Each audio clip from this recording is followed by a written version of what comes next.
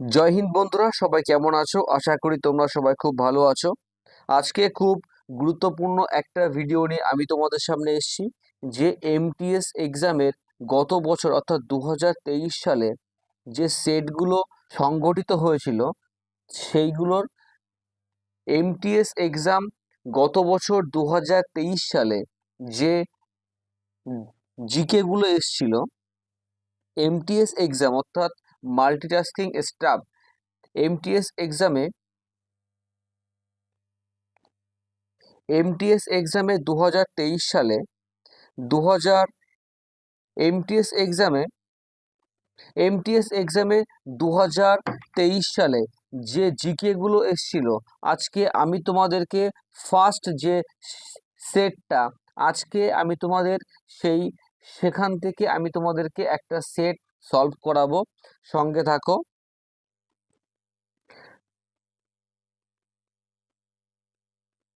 স্ক্রিনের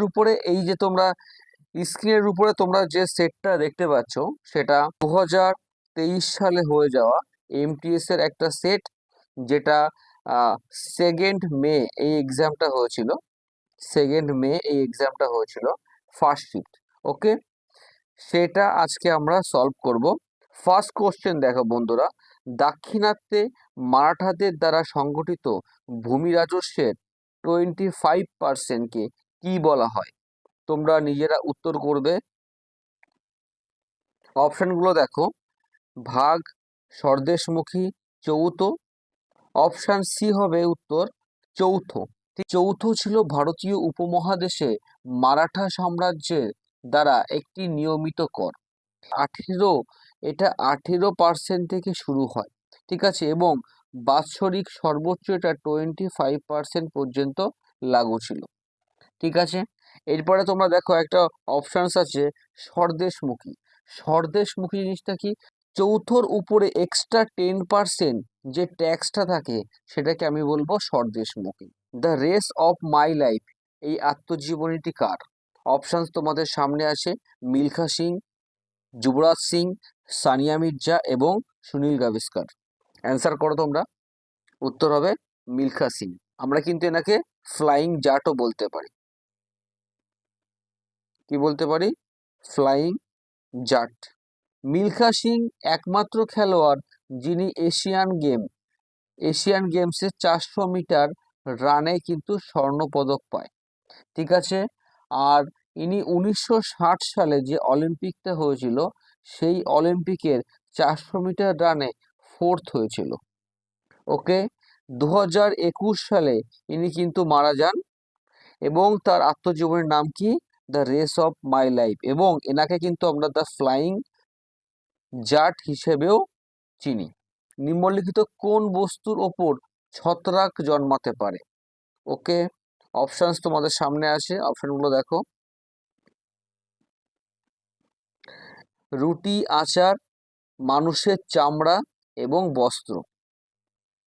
সঠিক উত্তর করো তোমরা। উত্তর হবে সি, অর্থাৎ এ বি সি ডি উভয়ের মধ্যেই কিন্তু ছত্রাক জন্মাতে পারে। 2022 সালের আগস্ট মাসে ভারতের পিএম অর্থাৎ নরেন্দ্র মোদী কোথায় হোমি ভাবা ক্যান্সার হাসপাতাল উদ্বোধন করলো? ঠিক আছে, নরেন্দ্র মোদী কোথায় হোমি ভাবা ক্যান্সার হাসপাতাল উদ্বোধন করলো? উত্তর করো তোমরা।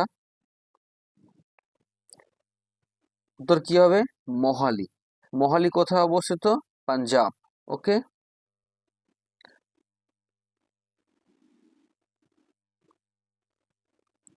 নেক্সট কোশ্চেন দেখো, নিম্নলিখিত কোনটি অরুণাচল প্রদেশের একটি কৃষি উৎসব এবং গালো উপজাতি দ্বারা উদযাপন করা হয়? ফার্স্টে তুমি দেখো, এখান থেকে তোমার একটা এমসিকিউ কিন্তু অলরেডি তুমি জেনে গেলে যে গালো উপজাতি কোন রাজ্যে অবস্থিত। তাহলে কি হবে? অরুণাচল প্রদেশ। এরা কোন উৎসব পালন করে সেটা তোমাকে এই প্রশ্নে জিজ্ঞাসা করা হয়েছে। অপশনগুলো দেখো: লোসার, উগাদি, কর্ম এবং মোপানি। উত্তর করো তোমরা। উত্তর কি হবে? 5-এর ডি, মোপানি। ওকে, একটি সোনার খনি ধসের কারণে খবরের শিরোনামে আসা জিন জিয়াং নাম কি বললাম? জিনজিয়াং অঞ্চলটি কোন দেশে অবস্থিত? অর্থাৎ জিনজিয়াংটা কি একটা সোনার খনি, যেটা কি ধস পড়েছে, সেটা কোন দেশে অবস্থিত? দক্ষিণ কোরিয়া, উত্তর কোরিয়া, জাপান এবং চীন। উত্তর করো। সঠিক উত্তর কি হবে? চীন। জিনজিয়াংটি অবস্থিত কোথায়? চীন। যে ভারতের কোন স্টেটে সব থেকে বেশি পরিমাণে সোনা পাওয়া যায়? কি হবে উত্তর? কর্ণাটক। কর্ণাটক। ওকে। গাইর নাচ রাজস্থানের কোন সম্প্রদায় দ্বারা অনুষ্ঠিত হয়? অপশনগুলো দেখো, ভিল, গৌন্ড, জাট, গুজ্জর। উত্তর করো তোমরা। ভিল। ওকে। গাইর নাচটা কে করবে? ভিল উপজাতির লোকেরা করবে। আর যদি বলা হয় গুর্জররা কি করে, গুর্জররা যে নাচ করে তার নাম হচ্ছে চারি। কি বললাম? চারি। নেক্সট কোশ্চেন দেখো, কোন অপরাধের জন্য পুলিশ আদালতের আদেশ ছাড়া কাউকে গ্রেপ্তার করতে পারে না? অপশনগুলো দেখো, আমলযোগ্য অপরাধ, আটক অপরাধ, অজ্ঞাত অপরাধ এবং পরস্পর অপরাধ। উত্তর কি হবে? অপশন 1, আমলযোগ্য অপরাধ। এবারে আমলযোগ্য অপরাধের মধ্যে কি কি আছে? খুন, ধর্ষণ, চুরি, জালিয়াতি, এই ধরনের যেগুলো আছে, এই ধরনের যে অপরাধগুলো আছে, খুন, ধর্ষণ, জালিয়াতি, সেইগুলোকে আমরা বলবো অমলযোগ্য অপরাধ। এই অপরাধগুলোর মধ্যে যদি কেউ দোষী সাব্যস্ত হয়, তাহলে আদালতের আদেশ ছাড়া তাকে কিন্তু গ্রেপ্তার করতে পারবে না। ভিডিওটি ভালো লাগলে অবশ্যই অবশ্যই করে তোমরা লাইক করে দিও। এক্সিমো কোন ভৌগোলিক অঞ্চলের সঙ্গে যুক্ত আছে? অপশনগুলো দেখো, শুষ্ক অঞ্চল, মেরু অঞ্চল, সাভানা অঞ্চল, ক্রান্তীয় বৃষ্টিপাতযুক্ত অঞ্চল। উত্তর করো তোমরা। 9 বি। ঠিক আছে, উত্তর কি হবে? 9 বি। এক্সিমো কিন্তু মেরু অঞ্চলে থাকে। রাশিয়া, রাশিয়া, ইউএসএ অর্থাৎ আমেরিকা, কানাডা এবং গ্রিনল্যান্ডে কিন্তু এই এক্সিমো জাতিরা কিন্তু বসবাস করে। যারা তোমরা ম্যাপের ভিডিওগুলো এখনো পর্যন্ত দেখোনি, আমি লিংক দিয়ে দেবো, অবশ্যই অবশ্যই করে তোমরা ম্যাপের ভিডিওটা দেখে নেবে। অশোকের শিলালিপি অনুসারে নিম্নলিখিত কোনটি মগধ সাম্রাজ্যের প্রাদেশিক কেন্দ্র ছিল না? 1 নম্বর অপশন আছে তোসার, 2 নম্বর আছে উজ্জয়িনী, 3 নম্বর আছে তক্ষশিলা এবং 4 নম্বর আছে ইন্দ্রপ্রস্থ। উত্তর কি হবে? Option D, Indraprastha. বর্তমানে এই শহরটার নাম কি? বর্তমানে এই ইন্দ্রপ্রস্থকে আমরা কি বলবো? দিল্লি বলবো। ঠিক আছে। বর্তমান জায়গায় যেখানে দিল্লি অবস্থিত, সেখানে কিন্তু আগে তার নাম কি ছিল? ইন্দ্রপ্রস্থ ছিল। ঠিক আছে। মহাভারত অনুসারে ইন্দ্রপ্রস্থ ছিল পাণ্ডবদের রাজধানী। কাদের? পাণ্ডবদের রাজধানী।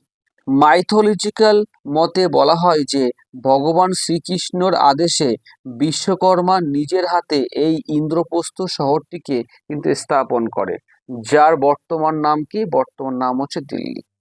ভিডিওটি ভালো লাগলে বন্ধুরা অবশ্যই অবশ্যই করে লাইক করে দিও এবং বন্ধুদের মাঝে শেয়ার করে দিও।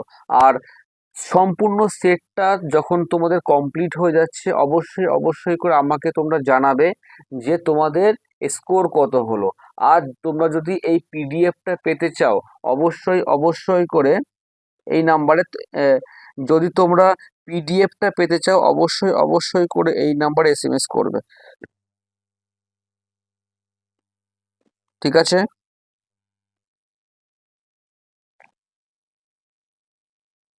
নেক্সট দেখো, ইলিয়াস ইলিয়াস খান লখনৌতে সঙ্গীত শিল্পীদের একটি পরিবারে জন্মগ্রহণ করেন। তিনি কোন বাদ্যযন্ত্র বাজানোর জন্য বিখ্যাত? অপশনগুলো দেখো, তবলা, সাতার, বীণা এবং মৃদঙ্গম। উত্তর কি হবে? সেতার। অপশন 2, সেতার। ঠিক আছে। সেতারে মোট 18 থেকে 21টি তার থাকে। ঠিক আছে। নেক্সট কোশ্চেন দেখো, ম্যাগনাস কার্লসেন নিম্নোক্ত কোন খেলার সঙ্গে যুক্ত? অপশনগুলো দেখো, বক্সিং, গলফ, দাবা নাকি টেবিল টেনিস। অবশ্যই উত্তর কি হবে? দাবা হবে। কিন্তু নরওয়ের অধিবাসী। ঠিক আছে। তাহলে কোথায় বাড়ি হবে? নরওয়ের অধিবাসী। দাবাতে মোট 64টা কোর্ট থাকে। বিশ্ব ব্যাংকের শ্রেণীবিভাগ 2020 অনুযায়ী ভারত কোন বিভাগের অন্তর্গত? আছে উচ্চ মধ্যম আয়ের দেশ, 2 নম্বর আছে নিম্ন আয়ের দেশ, 3 নম্বর আছে নিম্ন মধ্যম আয়ের দেশ এবং 4 নম্বর আছে উচ্চ আয়ের দেশ। সি অর্থাৎ অপশন 3 নিম্ন মধ্যম আয়ের দেশ কিন্তু ভারত। কার অনুযায়ী? ওয়ার্ল্ড ব্যাংকের অনুযায়ী। এবার বলো ওয়ার্ল্ড ব্যাংক কত সালে এস্টাবলিশ হয়? 1944। ঠিক আছে, ওয়ার্ল্ড ব্যাংক কিন্তু 1944-এ এস্টাবলিশ হয় এবং এর হেডকোয়ার্টার কোথায়? Washington DC. ওয়াশিংটন ডিসি, যেটা কোথায় অবস্থিত? ইউএসএ তে অবস্থিত। ওয়ার্ল্ড ব্যাংক এবং এই ওয়ার্ল্ড ব্যাংক কিন্তু IBRD এবং IDA এই দুটো বডি নিয়ে গঠিত। ঠিক আছে, ভেরি ভেরি ইম্পর্টেন্ট কোশ্চেন বন্ধুরা, যে ওয়ার্ল্ড ব্যাংক কোন দুটো বডি নিয়ে অবস্থিত? কি হবে? IBRD এবং IDA এই দুটো বডি নিয়ে কিন্তু ওয়ার্ল্ড ব্যাংক এস্টাবলিশ করে, যার হেডকোয়ার্টার কোথায়? ওয়াশিংটন ডিসি এবং সাল কত? 1944। Very good. এশিয়ান গেমস 1982 সংস্করণের আয়োজক দেশ ছিল কোনটি? অপশনগুলো দেখো, ভারত, চীন, কাতার এবং পাকিস্তান। উত্তর কি হবে? অবশ্যই কি হবে? ভারত। ভারতে মোট দুবার হয় এশিয়ান গেমস, 1951 এবং তারপরে কত? 1982। এই 1951-এ সরি এই 1951-এ কিন্তু এশিয়ান গেমস প্রথম শুরু হয়। ঠিক আছে, এবং তখন কোথায় হয়েছিল? নিউ দিল্লিতে হয়েছিল। তখন ভারতের অবস্থান কত? র্যাঙ্কিং অনুযায়ী ভারত কিন্তু দ্বিতীয় স্থানে থাকে। ঠিক আছে, এবং দ্বিতীয়বারের জন্যে অনুষ্ঠিত হয় 1982-তে। মোট দুইবারই কিন্তু সংগঠিত হয়েছিল। 18 শতকে ব্রিটেনে সুতি শিল্পের বিকাশের ফলে কি হয়েছিল? অপশানগুলো দেখো, ব্রিটেনে ভারতীয় বস্ত্রের চাহিদা বৃদ্ধি পায়, ভারতে ভারতে বস্ত্র উৎপাদন হ্রাস পায়, ভারতে ভারতীয় বস্ত্রের চাহিদা বৃদ্ধি পায়, 4 নম্বর আছে ভারতে বস্ত্রাদি শিল্পের পতন ঘটে। উত্তর করবে তোমরা? উত্তর কি হবে? 2 নম্বর, তো অপশন বি, ভারতে বস্ত্র উৎপাদন হ্রাস পাচ্ছে। ঠিক আছে, ব্রিটেনে যখন সুতি শিল্পের বিকাশ ঘটে তখন ভারতের যে বস্ত্র, সেই বস্ত্র উৎপাদনের চাহিদা কিন্তু অনেকটা হ্রাস পেয়েছিল। কি কারণে পেয়েছিল? কারণ যে আমাদের ভারতের যে মার্কেটটা ছিল, সে মার্কেটটা বেশি ডেভেলপমেন্ট ছিল না। মানবদেহের স্বাভাবিক তাপমাত্রা কত? তোমার কাছে সেন্টিগ্রেডে কিন্তু উত্তর চেয়েছে। ঠিক আছে, অপশান 1 নম্বর আছে 31 ডিগ্রি সেন্টিগ্রেড, 2 নম্বর আছে 34 ডিগ্রি সেন্টিগ্রেড, 3 নম্বর আছে 32 ডিগ্রি সেন্টিগ্রেড এবং 4 নম্বর আছে 37 ডিগ্রি সেন্টিগ্রেড। উত্তর করো তোমরা। উত্তর কি হবে? Option D. ফারেনহাইটে কত হবে বলো? 98.6 ডিগ্রি ফারেনহাইট। ঠিক আছে, দুভাবেই কিন্তু এই কোশ্চেনটা আসতে পারে, যে সেন্টিগ্রেডে বললে 37 ডিগ্রি সেন্টিগ্রেড এবং ফারেনহাইটে বললে 98.6 ডিগ্রি ফারেনহাইট। ভারতে কয়টি বায়োস্ফিয়ার রিজার্ভ আছে? অপশানগুলো দেখো, 1 নম্বরে আছে 16টি, 2 নম্বর আছে 18টি, 3 নম্বর আছে 19টি এবং 4 নম্বর আছে 20টি। উত্তর কি হবে? 18টি আছে। ঠিক আছে, আর যদি বলে ন্যাশনাল পার্ক কতগুলো আছে? 106টি। খাজুরাহো মন্দিরটি, ভেরি ভেরি ইম্পর্টেন্ট, খাজুরাহো মন্দিরটি কোন রাজবংশের আমলে নির্মিত হয়েছিল? উত্তর দেখো, অপশানস তোমাদের সামনে আছে, মৌর্য রাজবংশ, চান্দেল রাজবংশ, নন্দ রাজবংশ এবং বিজয়নগর রাজবংশ। অপশান বি, চান্দেল রাজবংশ। এই মন্দিরটি মধ্যপ্রদেশে অবস্থিত। বাজেট 2023-24 অনুযায়ী সরকারের প্রতি 1 টাকা পুনঃপ্রাপ্তির জন্য কর্পোরেশন ট্যাক্স থেকে কত টাকা আসে? অপশান 2 অর্থাৎ 15 পয়সা। ঠিক আছে, আর জিএসটি থেকে কত আসে?